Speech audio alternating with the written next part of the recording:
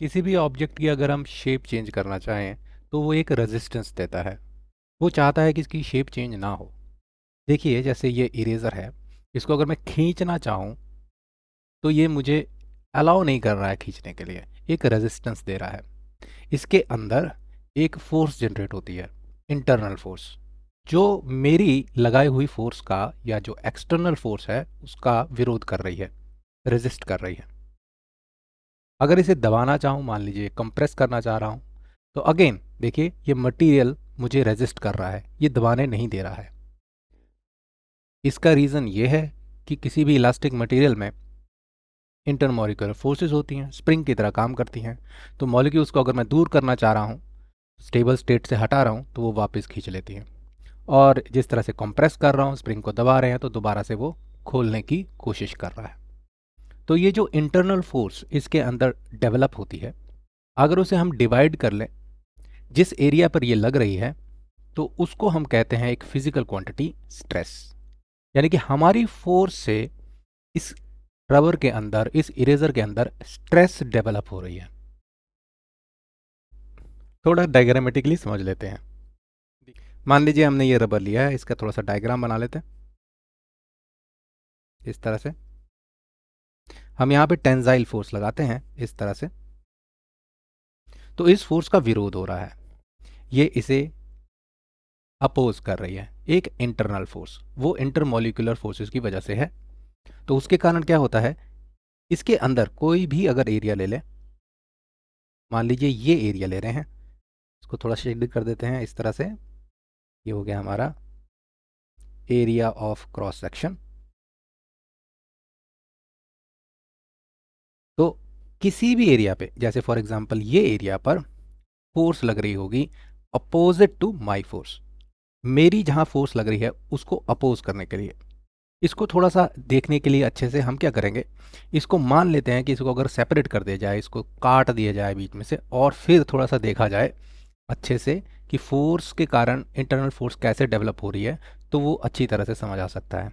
देखिए, तो थोड़ा सा इसको खोल लेते हैं, खोल कर देख लेते हैं। इमेजिन कर रहे हैं कि अगर यहाँ से इसको कट कर दिया जाए, इस रबड़ को बीच में से यहाँ से कट कर दिया जाए और उसको ऑब्जर्व किया जाए एरिया को, तो उस वहाँ पर क्या हो रहा है, किस तरह से अपोजिशन हो रही है, वो थोड़ा सा समझ लेते हैं।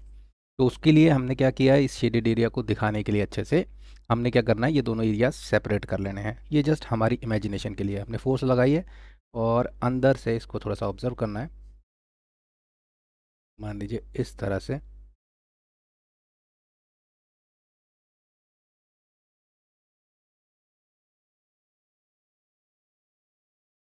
क्रॉस सेक्शन एरिया हमें अच्छे से दिखे, इसलिए हमने ऐसे को बना दिया है। ये साइड आपको दिखेगी नहीं,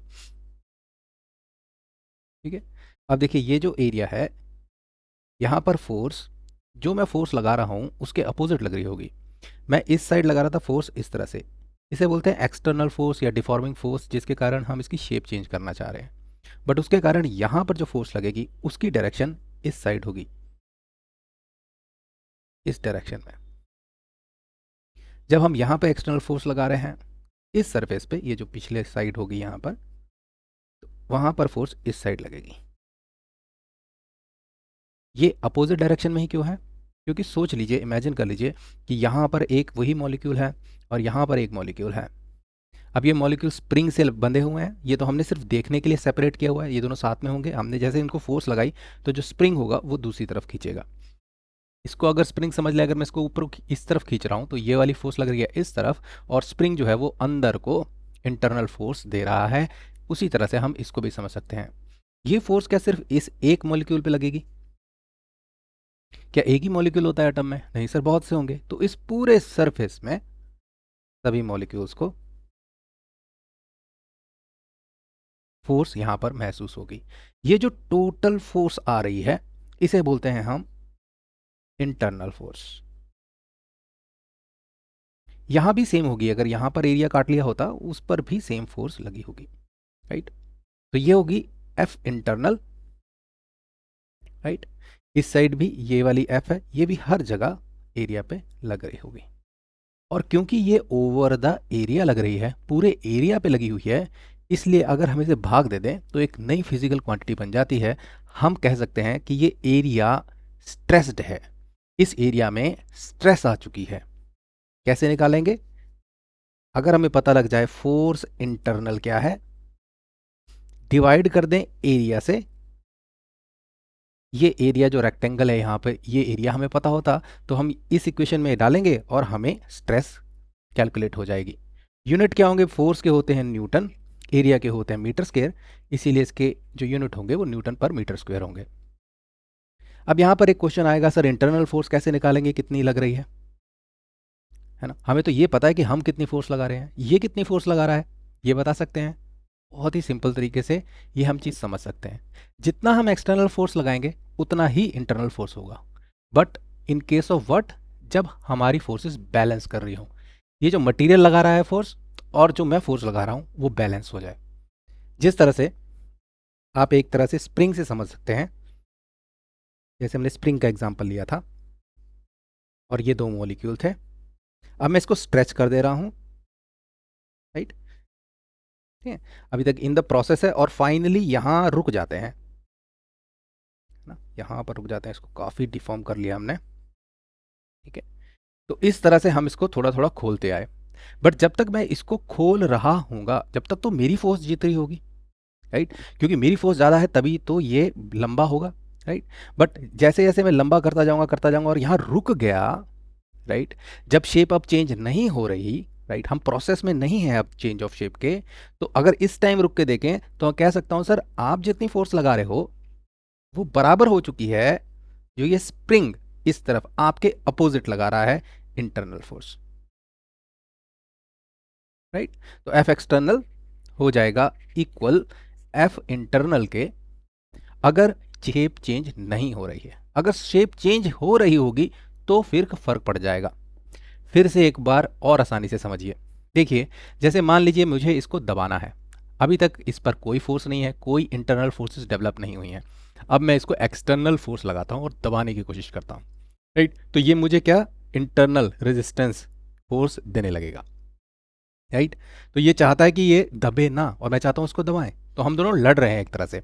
जब तक ये नीचे पहुंचेगा यहाँ तक, अभी तक तो मैं जीत रहा हूँ जीत रहा हूँ जीत रहा हूँ, अब क्या हो गया? इस पोजीशन पे जब मैंने इसकी शेप अब चेंज नहीं हो रही है फर्दर, राइट? तो इस पोजीशन में मैं कह सकता हूँ सर आपने जितनी फोर्स लगाई हुई है और ये जितनी फोर्स लगाएगा अपोजिट वो बराबर हो चुकी है, राइट? क्योंकि इन द प्रोसेस अगर देखें जब ये शेप चेंज कर रहा होगा तब ये इक्वल नहीं होगी। जब मैं इसको दबा रहा हूँ तो मैं जीत रहा हूँ, और अगर मैं अपनी फोर्स कम कर दूं, ये देखिए इस टाइम ये जीत रहा है। बट एट द टाइम जब हमारी फोर्सेस बराबर हो जाएंगी तो ये शेप चेंज नहीं करेगा। इस मूवमेंट में जो एफ इंटरनल होगा वो एफ एक्सटर्नल के बराबर होगा। तो हमें अंदर जाके उसके अंदर कितनी फोर्स डेवलप हो रही है ये पता करने की ज़रूरत नहीं, हमें पता होना चाहिए हम कितनी फोर्स लगा रहे हैं, और हम उसी टाइम की बात करेंगे जब शेप चेंज नहीं हो रही। ये नहीं कि ट्रांजिशन में अभी हम स्प्रिंग ऐसे लंबा कर ही रहे हों और बीच में कैलकुलेट करना शुरू कर दें, एफ एक्सटर्नल जितनी लगा रहे हैं उतना ही सोच लें एफ इंटरनल है, वो तो कम ही होगी क्योंकि स्प्रिंग लंबा हो रहा है, राइट? बट अगर स्प्रिंग को ऐसे खींच के रुक गए, अब मैं बोले तो सर आप जितनी फोर्स लगा रहे हैं उतनी स्प्रिंग ने बराबर फोर्स लगा दी है, F external is equal to F internal. तो इस तरह से हम स्ट्रेस की बात करते हैं।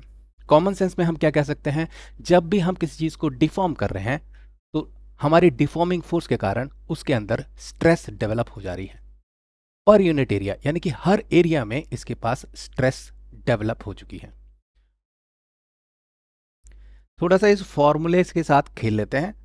जो स्ट्रेस होगी वो फोर्स डिवाइडेड बाय एरिया होगी, है ना? आप बोलोगे इंटरनल लिखा क्यों नहीं? ठीक है, छोड़ दीजिए, एफ जो होगी इंटरनल ही मान रहे हैं हम यहाँ पर, अपोजिट डायरेक्शन में होगी और एक्सटर्नल के बराबर होगी अगर चेंज शेप नहीं हो रही है, प्रोसेस में नहीं है, हम एक रुकी हुई जगह पर जहाँ पर शेप चेंज हो रही है वहाँ पर बात कर रहे हैं। तो सर यहाँ पर इस फॉर्मूले से हमें क्या क्या पता लग सकता है? एक बात तो हम यहाँ पे सीधा कह सकते हैं कि अगर फोर्स बढ़ाते हैं तो स्ट्रेस भी बढ़ जाएगी। देखिए जितना ज़्यादा मैं इस रबर पे फोर्स लगाऊं उतना ही ये स्ट्रेस फील करेगा, है ना? इसका हर एक एरिया पे, पर यूनिट एरिया पे ज़्यादा इसको स्ट्रेस फील होगी, राइट? कम करूँगा कम स्ट्रेस होगी, और ज़्यादा स्ट्रेस देने से होता क्या है?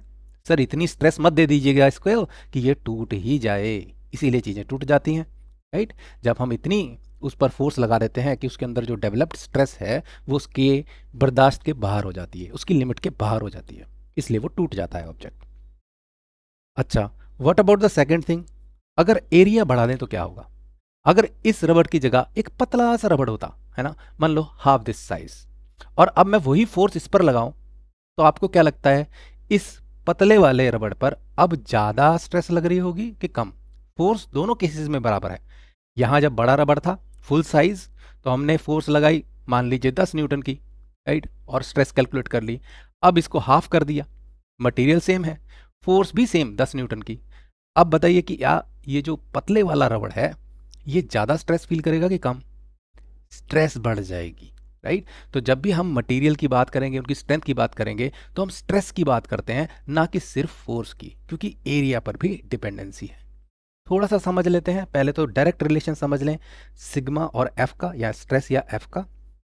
देखिए, अगर ऐसे हमारे पास एक मटेरियल हो, राइट, ये मान लीजिए एरिया जो है वो 2 मीटर स्क्वायर का है ना। इतना बड़ा एरिया होता नहीं है, बट हम समझने के लिए बना रहे हैं ना। ज़्यादातर क्या होता है, इतनी इतनी रॉड्स होती हैं, ज़्यादा बड़ा एरिया हमें मिलता नहीं है, सेंटीमीटर स्क्वायर मिलीमीटर स्क्वायर में होगा, बट समझने के लिए हम थोड़ा सा एसआई यूनिट में मीटर स्क्वायर लेके ले रहे हैं कि मान लीजिए 2 मीटर स्क्वायर का एरिया होता है। अब हम यहाँ पर 10 न्यूटन की फोर्स लगा रहे हैं, राइट, 10 न्यूटन की फोर्स लगा दी। तो हमसे पूछा जा रहा है स्ट्रेस कितनी होगी, तो स्ट्रेस फॉर्मूला लगा देते हैं सर, सिग्मा होगा इस केस में। फोर्स कितनी लग रही है सर, कितने एरिया पे लग रही है, डिवाइड कर दीजिए सर, 2 पर लग रही है। तो यहाँ पर जो मुझे स्ट्रेस मिली वो मिली 5 न्यूटन पर मीटर स्क्वायर। इसको समझ सकते हैं इस तरह से कि हर एक मीटर स्क्वायर में 5 न्यूटन की फोर्स लग रही है। अब हम इसकी फोर्स बढ़ा देते हैं, तो बहुत ही सिंपल सा ही बात है कि जैसे ही फोर्स बढ़ाएंगे स्ट्रेस भी बढ़ जाएगी, बट कैलकुलेशन करके थोड़ा देख लेते हैं। एरिया सेम रखते हैं, बट इसको हम 20 न्यूटन कर देते हैं, right. Area is again 2 metre square. तो यहाँ सिग्मा कैलकुलेट करेंगे तो 20/2 होगा इस बार। देखिए 10 न्यूटन पर मीटर स्क्वायर की इस बार स्ट्रेस महसूस हो रही है, यानी कि डायरेक्ट रिलेशन है। अगर हम एरिया को कांस्टेंट रखें, हमने बात की थी अगर जो चीज़ कांस्टेंट होती है उसको भूल जाओ। देखो, अगर इसको डबल करोगे फोर्स को, तो आपका स्ट्रेस भी डबल हो जाएगा, डायरेक्ट रिलेशन है। यहाँ पर देखिए हमने फोर्स को डबल किया, तो हमारी जो स्ट्रेस है वो भी डबल हो चुकी है। अब ये इंटरेस्टिंग आ जाएगा कि सर एरिया अगर चेंज करें तो क्या होता है। अब हम नेक्स्ट एग्जांपल में क्या करेंगे, फोर्स सेम रखते हैं, इस एरिया को, क्रॉस सेक्शनल एरिया को चेंज करते हैं। ठीक है, हमने क्या किया, फोर्स सेम रखी 10 न्यूटन की, ठीक है, 10 न्यूटन की फोर्स लगी हुई है दोनों केसेस में। दिस इज आर केस 1, ये हमारा केस 2 है, दिस इज, और जो हम एरिया है ना, वो एरिया जो है मान लीजिए पहले था 2 मीटर स्क्वायर का। अब हम उसको बढ़ाकर, सब बड़ा कर देता हूँ मैं एरिया को, डबल कर देते हैं एरिया को, ठीक है ना। अब मटेरियल सेम, फोर्स भी सेम, और एरिया कर दिया डबल, यानी कि एरिया कर दिया मैंने 4 मीटर स्क्वायर। तो आप बता सकते हैं स्ट्रेस पर क्या फ़र्क पड़ेगा। यहाँ देखिए रिलेशन उल्टा है, अगर आप डबल करेंगे तो स्ट्रेस हाफ हो जाना चाहिए। उल्टा रिलेशन है, डबल नहीं हो जाएगा क्योंकि ए नीचे है, उल्टा रिलेशन है। देख लेते हैं करके। यहाँ पर हमने सिग्मा कैलकुलेट किया sir, force divided by 2, right, आ गया 5 न्यूटन पर मीटर स्क्वायर। यहाँ पर कैलकुलेट करें इस केस में 10/4 जो हो जाएगा हमारा, ठीक है, इसको काट सकते हैं, 2.5 न्यूटन पर मीटर स्क्वायर। हमने जब एरिया डबल किया, 2 का 4 किया, तो जो स्ट्रेस है उसको क्या फ़र्क पड़ा, वो हाफ हो गई, 5 से 2.5 हो गई, 2.5 हाफ ही होता है ना 5 का। तो इस तरह से उल्टा रिलेशन चल रहा है। अब अगर हम इसको कम कर दें तो क्या होगा, यानी कि इसको हाफ कर दें तो क्या होगा, उल्टा रिलेशन है। अब हम एरिया को आधा कर दें तो हमारा स्ट्रेस जो है वो बढ़ जाएगा, डबल हो जाएगा, वो भी देख लेते हैं। तो यहीं पर एक थर्ड केस बना लेते हैं। सेम 10 न्यूटन की फोर्स, बट जो एरिया है that is now 1 metre square. पहले से ही कंपेयर कीजिए, केस 1 से ही, केस 2 से मत कंपेयर कर देना, केस 1 और केस 3 को कंपेयर करो। हमने क्या किया, एरिया 2 मीटर स्क्वायर था, हाफ कर दिया, 1/2 क्या हो जाएगा, 2 का 1 हो जाएगा।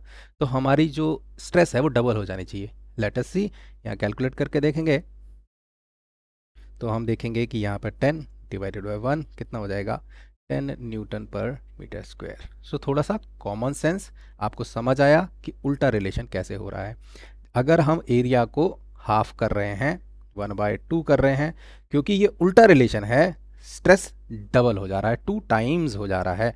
देखो 5 से 10 हो गया, राइट। तो इस तरह से थोड़ा सा बेसिकली हमें समझ जाना है कि स्ट्रेस कैसे कैलकुलेट करते हैं। यहाँ पर ध्यान रखिए, हमने सीधे 10 न्यूटन फोर्स जितनी हम लगा रहे हैं एक्सटर्नल फोर्स, उतना ही इंटरनल फोर्स को समझ लिया है, क्योंकि फोर्स इंटरनल होती है ना। बट यहाँ पर हमने क्या बोला था कि ये इक्वल होगी एक्सटर्नल फोर्स के जब हम शेप चेंज नहीं कर रहे हैं। जब हम जस्ट ट्राई कर रहे हैं और रुके हुए हैं एक जगह पर तो बैलेंस हो रहा है, तो हम बोल सकते हैं कि एफ इंटरनल एक्सटर्नल के इक्वल है। तो सभी क्वेश्चन में ये एज्यूम करना है कि हम प्रोसेस में नहीं है, ऐसा नहीं कि साथ में चेंज होती जा रही है शेप, एक जगह खड़ी हुई है, आपने स्ट्रेस लगा दी है, अब वो बैलेंस हो चुकी हैं, इसलिए हम सीधे F/A एक्सटर्नल फोर्स ही लगा देते हैं इस फॉर्मूले में।